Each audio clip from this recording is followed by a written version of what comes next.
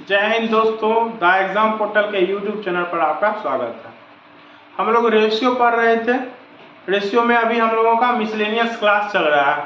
Miscellaneous में दो miscellaneous class हम लोगों का हो भी चुका है। आज तीसरा मिसलेनियस क्लास है और रेशियो का सब मिला के 16वां क्लास है। रेशियो का 16वां क्लास है आज। तो हम लोग चलते हैं, सीधा देखते हैं आज का क्लास है उसमें हम लोग कुछ मिसलेनियस क्वेश्चन को करेंगे। चलिए चलते हैं क्वेश्चन की तरफ। देखिए क्वेश्चन है कि x-1 श्रमिकों द्वारा x+1 दिन में किए गए कार्य का और x+1 श्रमिकों द्वारा x+2 दिन में किए गए कार्य का अनुपात 5:6 है। तो x का मान बताइए। तो x का मान हमसे पूछा जा रहा है। चलिए पहले हम लिख लेते हैं जो कहना चाह रहा है। तो काम का अनुपात दे रखा है, तो श्रमिकों की संख्या है कितना, x-1,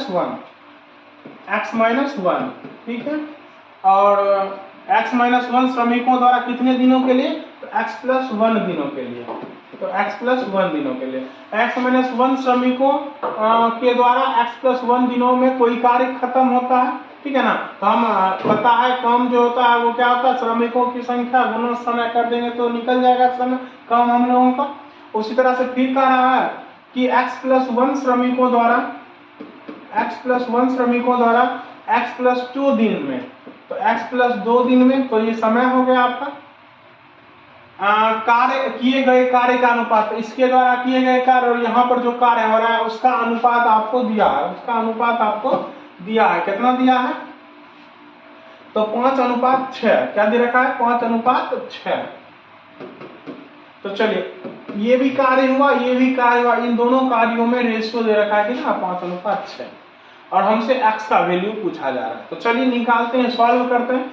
इसको जब गुना करेंगे तो ये हो जाएगा आपका x² - 1 a - b into a plus b के कॉन्सेप्ट पर इसको बोल देंगे a² - b² मतलब x² - 1। अब चलिए ये क्या है, देखिए ये तो गुना करना पड़ेगा। चलिए गुना कर लेते हैं। तो x² हो जाएगा, फिर 2x, फिर x 3x, x² plus 3x और प्लस में क्या हो जाएगा 2, प्लस में क्या हो जाएगा 2, बराबर में कितना हो जाएगा 5:6।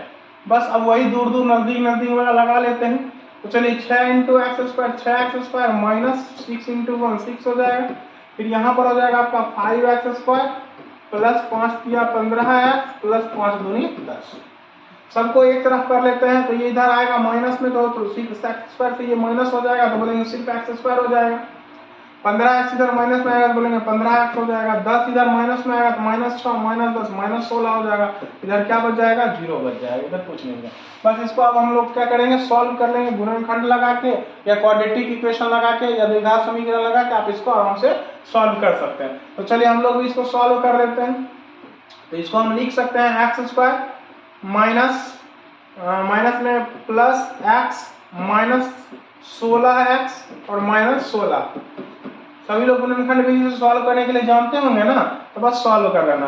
तो x को कॉमन कर लेना है तो यहाँ हो जाएगा x+1, यहाँ से -16 कॉमन कर लेना है तो हो जाएगा x+1 इक्वल्स टू में 0। x+1 को कॉमन कर लेना है तो x+1 कॉमन हो गया तो यहाँ क्या बच गया, x बच गया और यहाँ क्या बच गया, तो -16 बच गया, बराबर में कितना 0। चलिए तो हम बोले x का एक वैल्यू क्या आएगा, x+1 इक्वल्स टू 0, तो x इक्वल्स टू कितना -1। फिर दूसरा वैल्यू क्या आएगा, x - 16 इक्वल्स टू 0, तो x बराबर 16। और यहाँ पर जो है वो x से श्रमिकों की संख्या और समय निकलेगा, इसलिए x का मान निगेटिव तो हो नहीं सकता। तो जब भी होगा तो पॉजिटिव वैल्यू ही होगा x का। तो हमारा जो सही आंसर हो जाएगा वो कितना हो जाएगा, तो x का वैल्यू 16 हो जाएगा, जो कि ऑप्शन नंबर 1 में आपका दे रखा है कि x का मान क्या होना चाहिए, तो 16 होना चाहिए। ठीक है, चलिए आगे बढ़ते हैं दूसरे क्वेश्चन की तरफ। देखिए कहा किसी नीले और पीले रंग के चित्र में नीले और पीले रंग का प्रयोग क्रमशः 4:3 के अनुपात में किया जाता है। यदि ऊपरी हिस्से में नीले और पीले रंग का अनुपात 2:3 है तो निचले हिस्से में नीले और पीले रंग का अनुपात क्या होगा, ये बताना है। तो पिछले वीडियो में हम लोगों ने पृथ्वी वाला एक क्वेश्चन किया था, विश्व वाला, जिस पर स्थल और जल वाला कॉन्सेप्ट लगाए थे। तो आप उसी कॉन्सेप्ट के साथ इस क्वेश्चन को भी कर सकते हैं। तो आप लोग इस क्वेश्चन को उसी कॉन्सेप्ट से करके आंसर कमेंट में जरूर कीजिएगा, ठीक है। इस क्वेश्चन को हम आप लोगों के लिए छोड़ देते हैं। अगर आपसे नहीं सॉल्व होगा तो टेलीग्राम चैनल पर आप कमेंट करके ये क्वेश्चन बोलिएगा कि सर हमसे नहीं बना, तो हम फिर से इसका सॉल्यूशन आप लोगों को दे देंगे। ऐसे ये क्वेश्चन आपका पृथ्वी वाला क्वेश्चन जो है सेम कॉन्सेप्ट है दोनों का, आप उसको लगा के इसको आराम से कर सकते हैं। इसलिए अभी हम इस क्वेश्चन को छोड़ रहे हैं और आगे बढ़ रहे हैं दूसरे क्वेश्चन की तरफ। चलिए देखिए, ये अच्छा क्वेश्चन है। कह रहा है यदि 2r equals to h plus under root r square plus H square है तो अनुपात r और h का पूछ रहा है, मतलब r अनुपात h आपसे पूछा जा रहा है, ठीक है ना। r अनुपात h आपसे पूछा जा रहा है। तो चलिए देखते हैं क्या कह रहा है क्वेश्चन। तो क्वेश्चन में आपको दे रखा है कि 2r इक्वल्स टू जो है वो h प्लस अंडर रूट में R square plus H square दे रखा है। तो हमको r और h चाहिए, तो हम इस h को इधर ले लेते हैं। तो 2r माइनस h हो जाएगा, इधर क्या बच जाएगा आपका r square plus H square बच जाएगा। अब आप बताइए, इसका जब तक रूट नहीं टूटेगा तब तक तो मेरा काम नहीं बनेगा। तो चलिए रूट इसका तोड़ते हैं। तो रूट तोड़ने के लिए हमको दोनों तरफ क्या करना पड़ेगा, स्क्वायर करना पड़ेगा। क्या करना पड़ेगा, स्क्वायर। इधर से स्क्वायर से रूट कैंसिल हो जाएगा, तो इधर हो जाएगा आपका फॉर्मूला पे लग जाएगा ये। तो चलिए लगा लेते हैं फॉर्मूला। तो 4r स्क्वायर हो जाएगा a स्क्वायर फिर प्लस b स्क्वायर, तो h स्क्वायर माइनस 2ab होता है, तो 2 इंटू 2 4rh हो जाएगा। चलिए उसी तरह से यहाँ क्या हो जाएगा आपका, तो सिर्फ r स्क्वायर और h स्क्वायर। तो बोलिए h स्क्वायर से तो h स्क्वायर आपका कैंसिल हो जाएगा, ठीक है। चलिए अब r स्क्वायर इधर ले लेते हैं और इसको उधर भेज देते हैं। तो इधर 4r square minus r square हो जाएगा, ये उधर चला जाएगा प्लस में 4rh, तो ये 3r स्क्वायर हो जाएगा इक्वल्स टू में 4rh हो जाएगा। r से इस r का स्क्वायर खत्म हो जाएगा। अब चलिए r अनुपात h चाहिए, h को इधर ले लेते हैं। ये r था इधर गुना में है, इधर भाग में, मतलब अनुपात में आ जाएगा h, ये भी उधर चला जाएगा, तो 4:3। तो हमारा जो सही आंसर हो जाएगा r अनुपात h कितना, 4:3, जो कि ऑप्शन नंबर क्या है 3 में दे रखा है। तो हमारा सही आंसर हो जाएगा 4:3। चलिए आगे बढ़ते हैं अगले क्वेश्चन पे।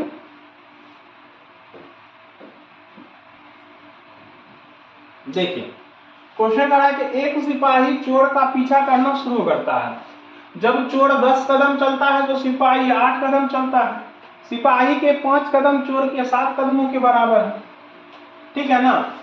तो सिपाही और चोर की गति का अनुपात क्या है, ये पूछ रहा है आपसे। गति मतलब चाल का रेशियो आपसे पूछा जा रहा है। तो एक बात आपको ध्यान होगा, हम पिछले वीडियो में बताए थे कि जब दूरी बराबर हो तो चाल का जो अनुपात होता है ना, या चाल जो होता है वो समय का व्युत्क्रमानुपाती होता है, और समय जो होता है वो चाल का व्युत्क्रमानुपाती होता है। लेकिन उसी तरह से जब समय बराबर हो तो जो चाल का अनुपात होगा वही दूरी का अनुपात होगा, या जो दूरी का अनुपात होगा वही चाल का अनुपात होता है। ये भी कॉन्सेप्ट है। तो हमसे चाल का अनुपात पूछा जा रहा है, तो अगर हम दूरी का अनुपात निकाल लें, मतलब दूरी दोनों कंडीशन का पता कर लें, तो वही हमारा चाल का भी अनुपात हो जाएगा। तो चलिए हम लोग इस प्रश्न में दूरी का ही अनुपात निकालेंगे। दूरी पता चल जाएगा, शाम को क्या पता चल जाएगा, चाल भी हम लोगों को पता चल जाएगा। तो हम लोग दूरी पता करने का कोशिश करते हैं, दोनों के द्वारा तय की गई दूरी। चलिए तो सिपाही दे रखा है, पहले तो सिपाही लिख लेंगे, फिर चोर लिख लेंगे। अब कदमों की संख्या का बात कर रहा है, कदम, तो कितने कदम सिपाही चल रहे हैं, तो सिपाही 8 कदम और चोर 10 कदम चल रहा है, ठीक है ना। फिर आगे करा कि सिपाही के 5 कदम चोर के 7 कदमों के बराबर है। इसका क्या मतलब हुआ, इसका मतलब हुआ कि सिपाही 5 कदम में जितना दूरी तय करेगा ना, चोर 7 कदम में ही उतना दूरी तय कर लेगा, ठीक है ना। सिपाही 5 कदम में जितना दूरी तय करेगा, चोर 7 कदम में उतना दूरी तय करेगा, ठीक है ना। मतलब 7 कदम में जितना चोर तय करेगा, 5 कदम में सिपाही उतना दूरी तय कर लेगा। तो चलिए जरा हम दूरी का लिख लेते हैं, सिपाही और चोर का, सिपाही और चोर का दूरी का रेशियो लिख लेते हैं। 1 कदम में सिपाही और चोर दूरी 1 कदम में दूरी, ठीक है ना। 1 कदम बस समझाने के लिए लिख रहे हैं। तो चोर के बारे में कह रहे हैं कि चोर जितना 7 कदम में जाएगा सिपाही उतना 5 कदम में जाएगा। तो हम बोले 1 कदम में, मान लीजिए कि अगर सिपाही 1 कदम में 1 मीटर जाता है तो 7 कदम में कितना जाएगा, तो बोलेंगे 7 मीटर जाएगा। कितना का जाएगा, 7 मीटर जाएगा। तो चोर 7 कदम में 7 मीटर जाएगा, लेकिन सिपाही जो है वो 5 कदम में ही 7 मीटर जाएगा। कितने कदम में, 5 कदम में ही। तो मतलब सिपाही 5 कदम में ही ना 7 मीटर चला जाएगा। तो सिपाही आपका जो है वो 5 कदम में ही कितना मीटर जाएगा, तो 7 मीटर चला जाएगा। तो 1 कदम में कितना जाएगा, तो बोलेंगे 7/5 मीटर जाएगा।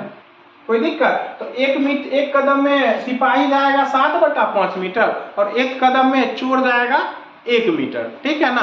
तो बस अब हम कदम की संख्या हमको पता है, अगर ये पता चल जाए कि 1 कदम में कौन कितना जाएगा, तो बस उसको क्या करना है, कदम की संख्या से उसके दूरी को मल्टीप्लाई कर देंगे, गुना कर देंगे, तो हमको उसका दूरी पता चल जाएगा कि सिपाही कितना दूरी तय कर रहा है और चोर कितना दूरी तय कर रहा है। तो चलिए कर लेते हैं।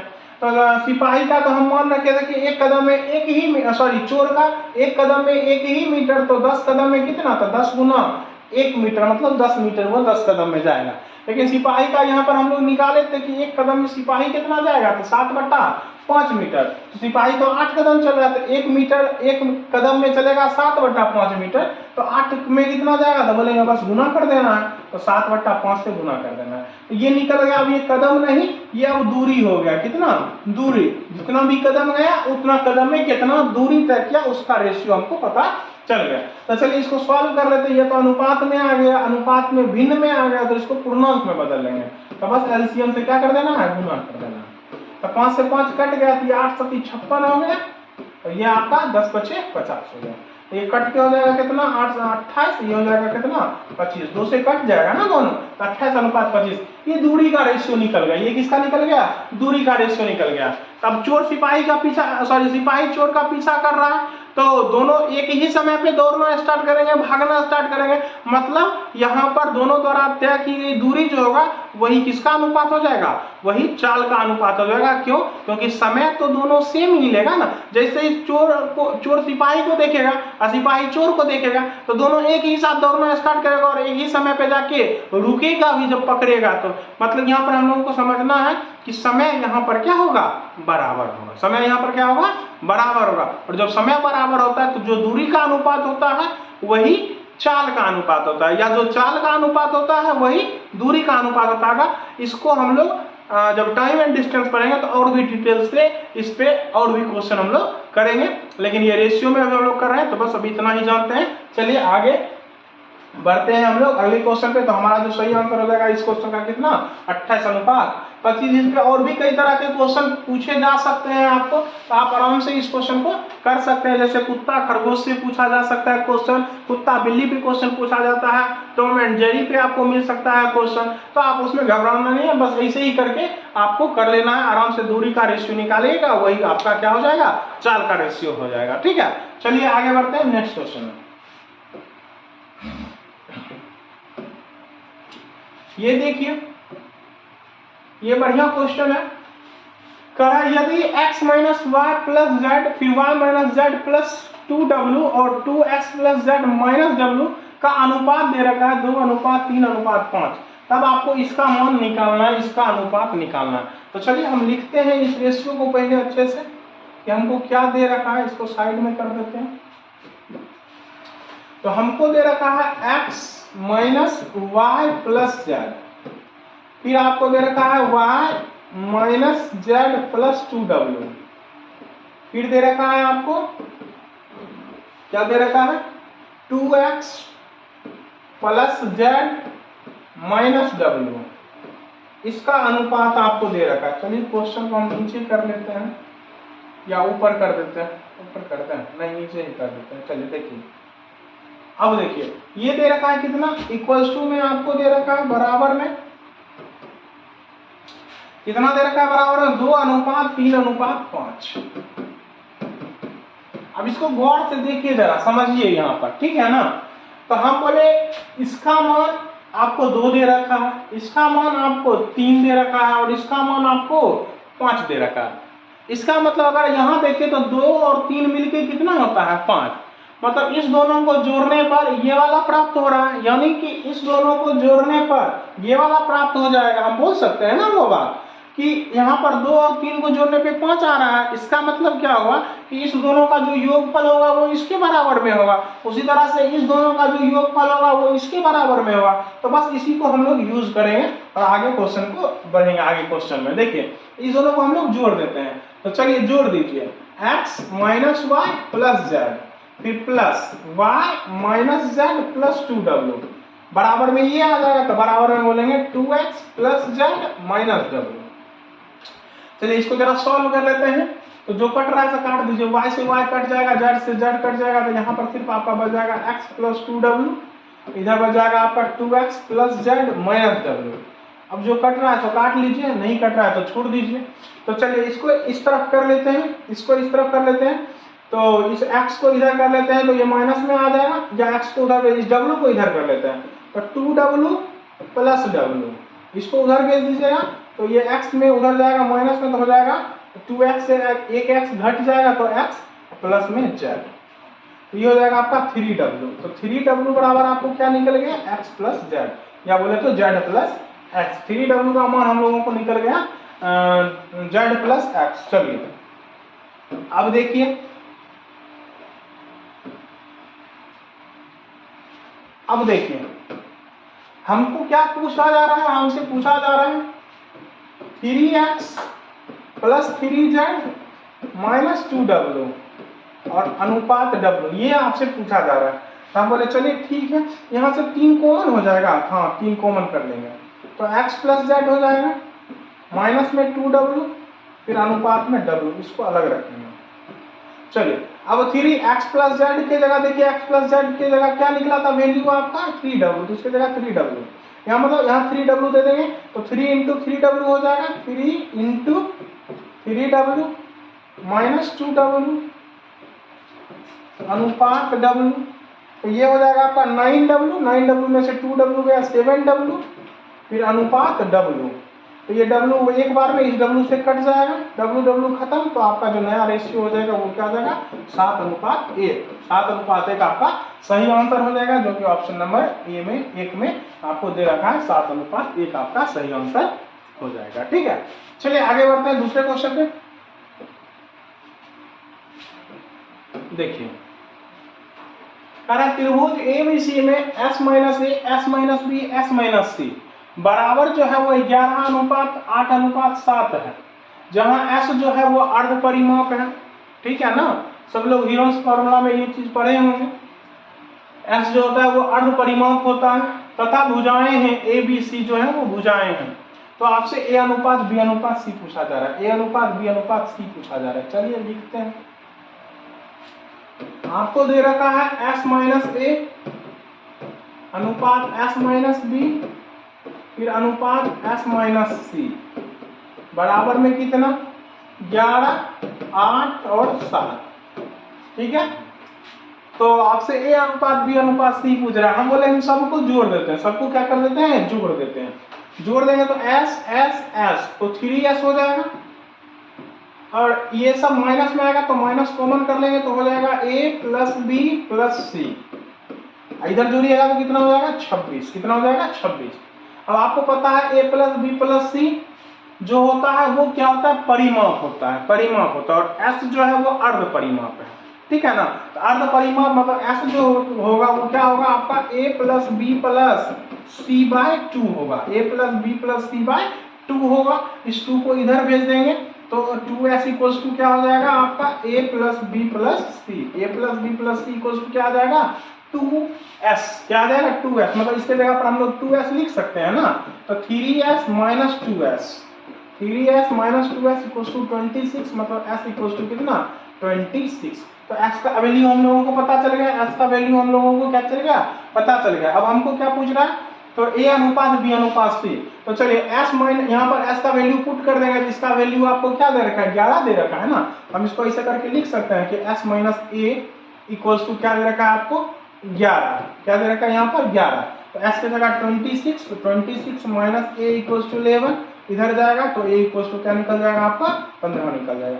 उसी तरह से s माइनस बी आपको क्या दे रखा है, तो s minus b equal to 8 दे रखा है, तो यहाँ से b क्या आपका निकल जाएगा, तो b आपका निकल जाएगा 18। उसी तरह से s minus c equal to आपको क्या दे रखा है 7, तो सी इक्वल टू क्या हो जाएगा, तो 19, क्या हो जाएगा 19। मतलब हमारा जो सही आंसर हो जाएगा ए बी सी का ना रेशियो पूछ रहा है, ए अनुपात बी अनुपात सी, तो ए का मान 15 निकला था, बी का मान 18 निकला था और सी का मान 19 निकला था। तो 15, 18 और 19 जो होगा वो हमारा सही आंसर हो जाएगा, जो कि ऑप्शन नंबर क्या दे रखा है, सी में आपका सही आंसर दे रखा है, कितना 15, 18 और 19। तो आज के वीडियो में हम लोग बस इतना ही करते हैं, फिर आते हैं नेक्स्ट वीडियो में, तब तक के लिए धन्यवाद।